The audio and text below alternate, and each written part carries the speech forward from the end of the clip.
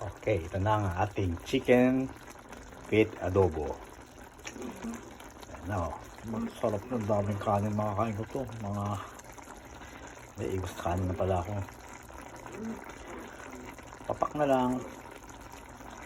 Ang final ko is ito. Oyster sauce.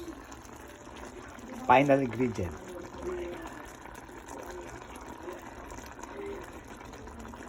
Ito ang magdadala dyan. Sarap.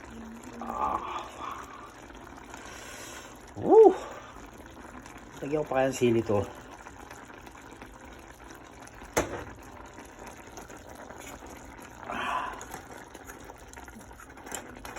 Lagyan ko pa kaya ng sili. Hindi, okay na to. Imbis na walang hassle pagkain ng sili. Okay na to. Ako, grabe. Ayan na, final. Pinakuluan ko muna siya eh. Tapos piprito ko dapat. Tinalsikan ako ng mantika.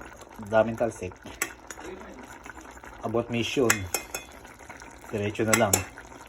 Okay.